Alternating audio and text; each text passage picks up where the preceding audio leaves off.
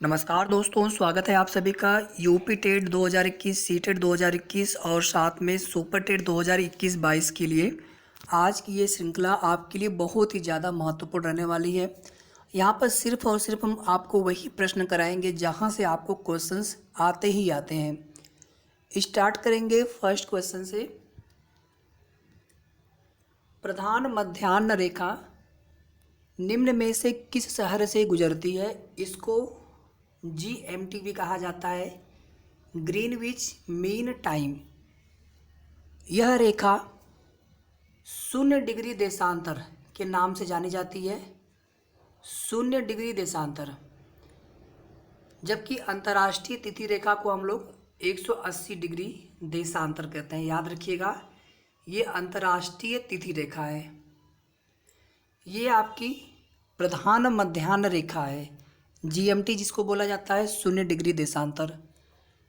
यह आपका United kingdom या इंग्लैंड कह लीजिए, उसके ग्रीनविच नामक स्थान से गुजरती है। ग्रीनविच नामक स्थान लंदन शहर के नज़दीक स्थित है। अगर आपसे ग्रीनविच ऑप्शन में न दिया हो तो आप लंदन को टिक कर सकते हैं। तो यहाँ से हमारा 3 प्रश्न तैयार हो गया। अब यहाँ पे बहुत ही महत्वपूर्ण प्रश्न है कि भारत की माध्य समय रेखा, यहाँ पे लिखा है प्रधान मध्याह्न रेखा। इसके अलावा हर देश की अपनी अपनी भी समय रेखा होती है। हमारे यहाँ सिर्फ एक समय रेखा है। रूस में आप देखेंगे तो संभवतः 11 या 12 समय रेखा है। अमेरिका में 5 या 6 समय रेखा है। इसी तरह से अमेरिका में संभवतः 4 है, कनाडा में शायद 6, थोड़ा सा मुझे ध्यान नहीं है उसका। लेकिन जो चीज़ें मैं आपको बता रहा हूँ बिल्कुल फैक्ट बताने जा रहा हूँ। उत्तर प्रदेश की मध्याह्न रेखा कुल 5 राज्यों से गुजरती है। बहुत बार ये प्रश्न पूछ लिया गया है एग्जाम में सीधे सीधे। 82.5 डिग्री, इसको याद रखिएगा, 82.5 डिग्री ये देशांतर रेखा होती है। ये होती हैं अक्षांश रेखाएं, ये होती हैं देशांतर रेखाएं।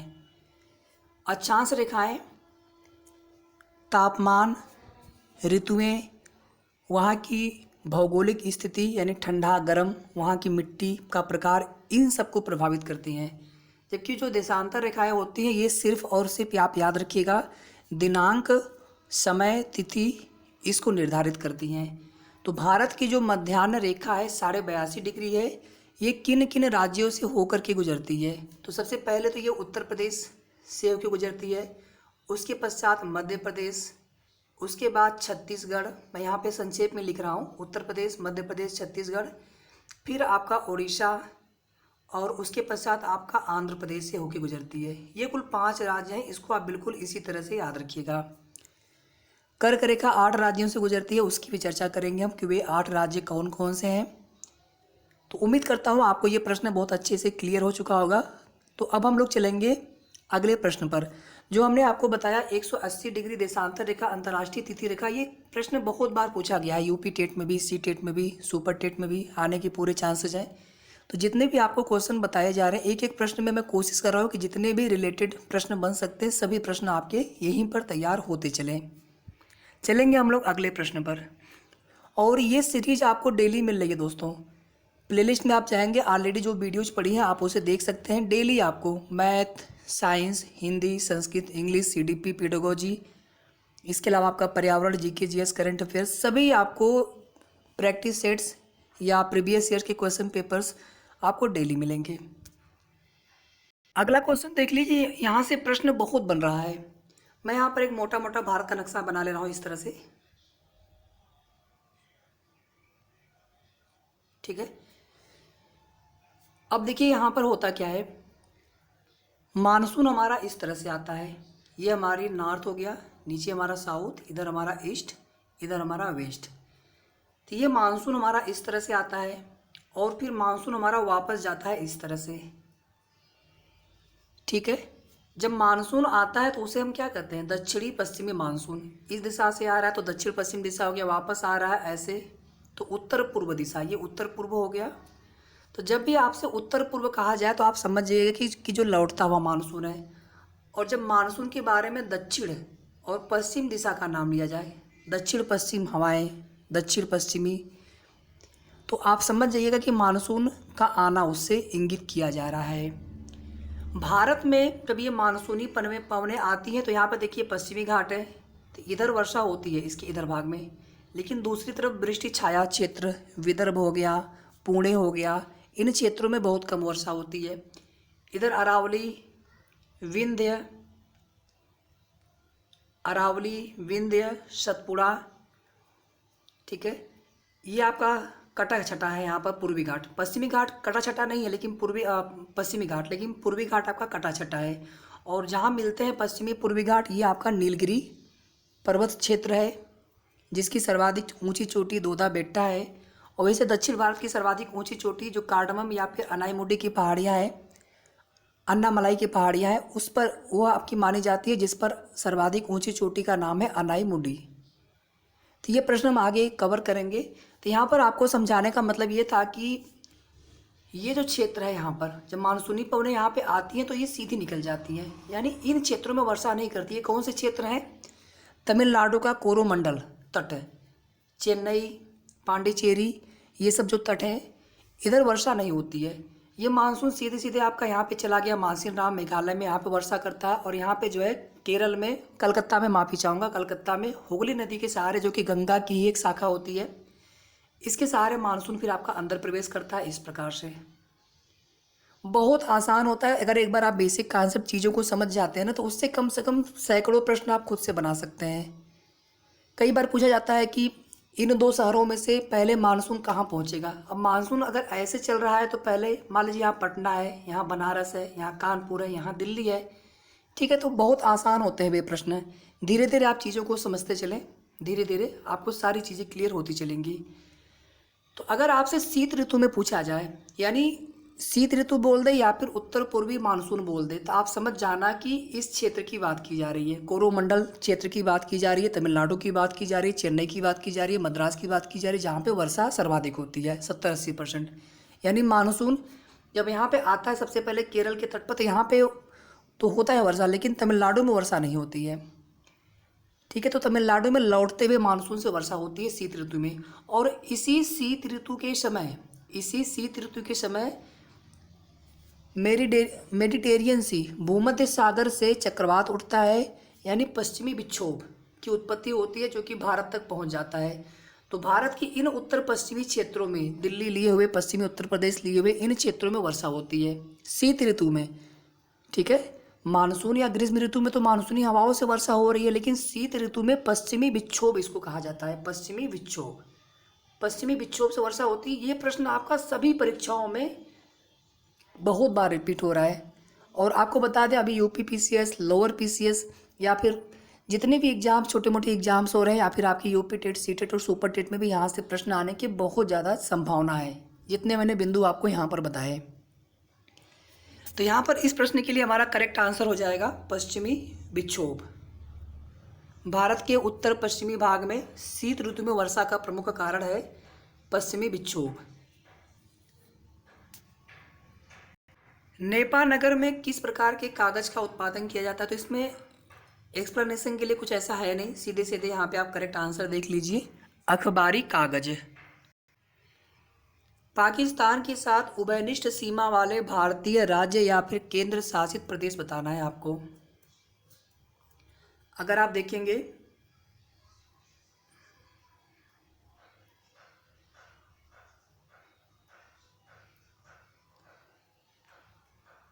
तो ये पूरा पाकिस्तान आपका यहाँ से है, ठीक है। थोड़ा सा नक्शा सही नहीं है, मतलब आप समझ जाइए इसको। और यहाँ पे देखेंगे आप तो ये आपका जम्मू कश्मीर हो गया, ये आपका लद्दाख हो गया। अब पूरे जम्मू कश्मीर राज्य को 2 केंद्र शासित प्रदेशों में विभाजित किया गया है। तो अब जो पाकिस्तान की सीमा है, लद्दाख से भी लगती है और जम्मू कश्मीर से भी लगती है।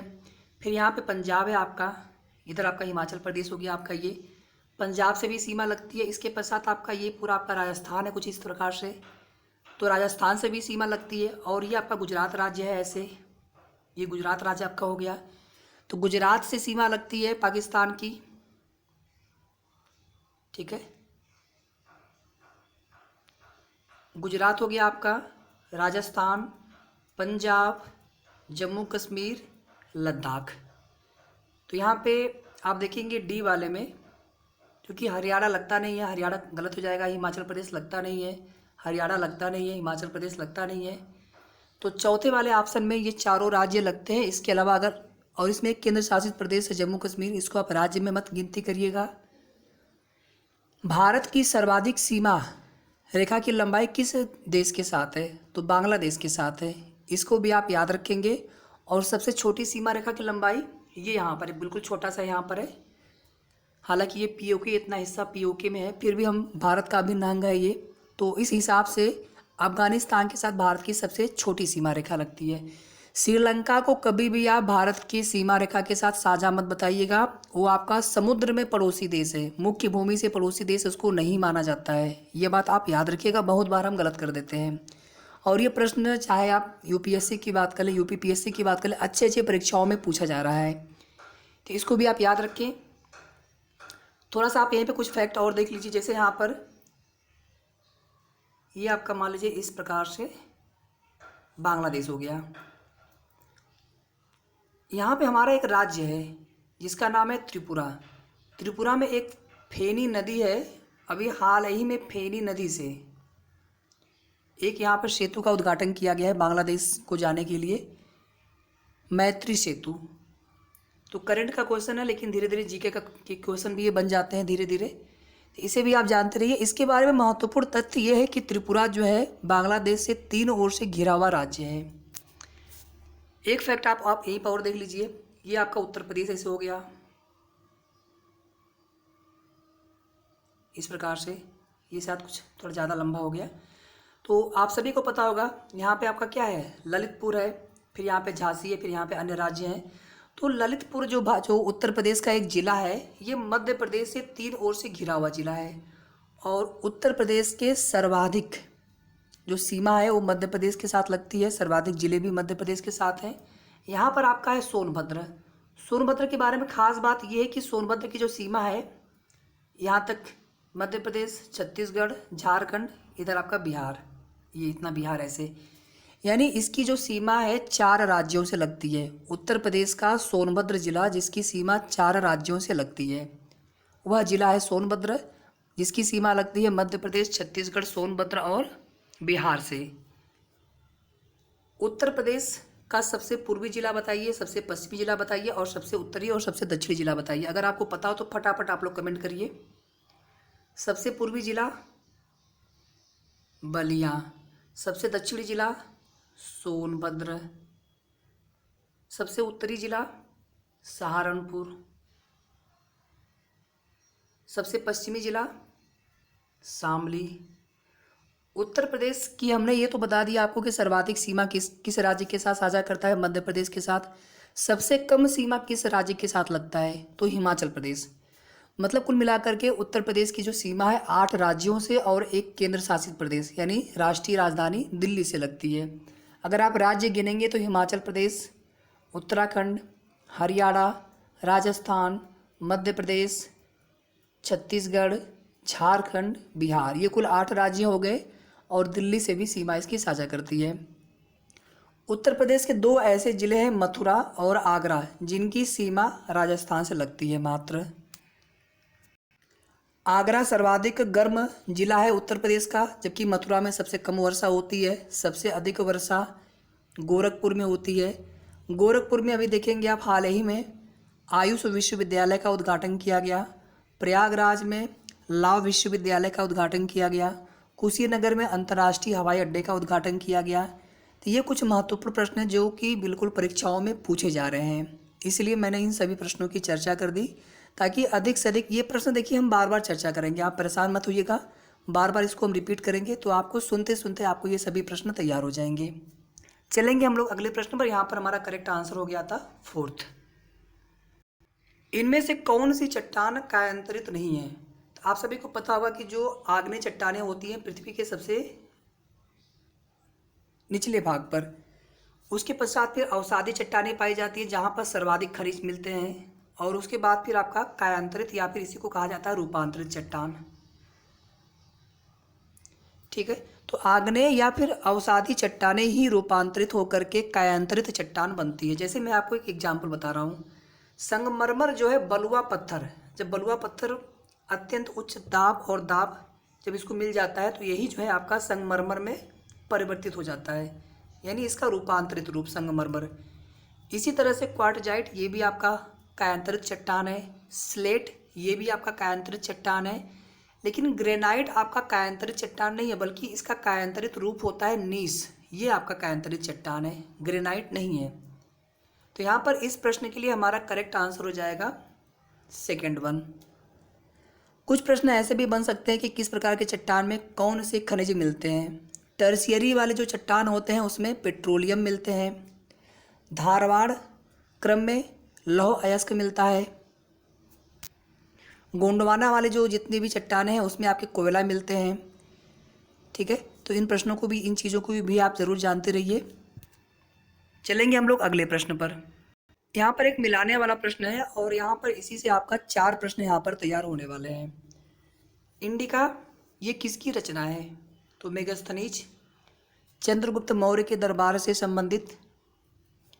हर्षचरित ये किसकी रचना है? बाणभट्ट की रचना है। पृथ्वीराज रासो ये पृथ्वीराज चौहान तृतीय का वर्णन किया गया है इसमें, इसके रचनाकार है चंद्रबरदाई, ये जो है दरबारी कवि थे पृथ्वीराज चौहान तृतीय के। राजतरंगिणी ये कल्हड़ की रचना है। तो ये 4 प्रश्न आपके यहाँ पर तैयार हो गए होंगे। इसके अलावा कुछ और भी महत्वपूर्ण रचनाएं या फिर उनके रचनाकार पूछ लिए जाते हैं तो आपको हम बताते चलेंगे। एक बार आप लोग बौद्ध संगीत ही अच्छे से देख लीजिए, यानी जो भी चीज़ें, जो भी प्रश्न, जो भी फैक्ट है ना, एक ही प्रश्न में पूरा कंप्लीट। तो सबसे पहले बौद्ध संगीति बिंबिसार के समय हुई थी। कहाँ पर हुई थी? राजगृह में हुई थी। ये पहली फर्स्ट बौद्ध संगीति हो गई। सेकेंड बौद्ध संगीति वैशाली में हुई थी, काला शोक के शासनकाल में, काला शोक के शासनकाल में। तीसरी बौद्ध संगीति पाटलिपुत्र में हुई थी, अशोक के शासनकाल में। यहाँ पर देखिए आपको उसका वर्ष नहीं पूछेगा, वर्ष कहीं पूछा नहीं जाता है, बस आपको ये पता होना चाहिए स्थान जरूर पता होना चाहिए किसके शासनकाल में हुआ था और कौन से क्रम का बौद्ध संगीति है। सबसे अंतिम में हुआ था चौथा वाला बौद्ध संगीति कश्मीर, कुंडलवन जो है कश्मीर में है ये, और कनिष्क के शासनकाल में। इस बौद्ध संगीति की एक खास बात यह है कि इसी बौद्ध संगीति में बौद्ध धर्म 2 संप्रदायों में बट गया था, हीनयान महायान। महायान जो है मूर्ति पूजा करते हैं, हीनयान मूर्ति पूजा नहीं करते हैं।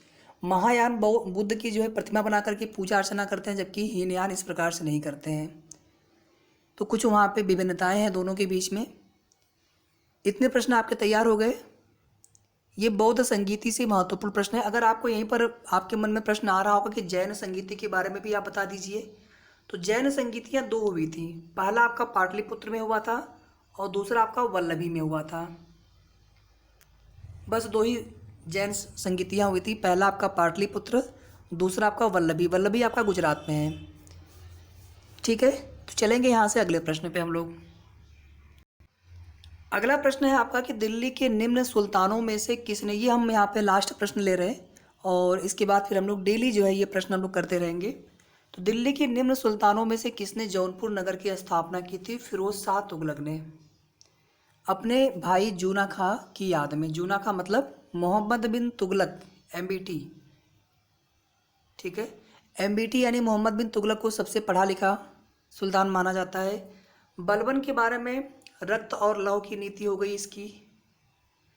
इसके अलावा जो पारसी त्यौहार था नवरोज,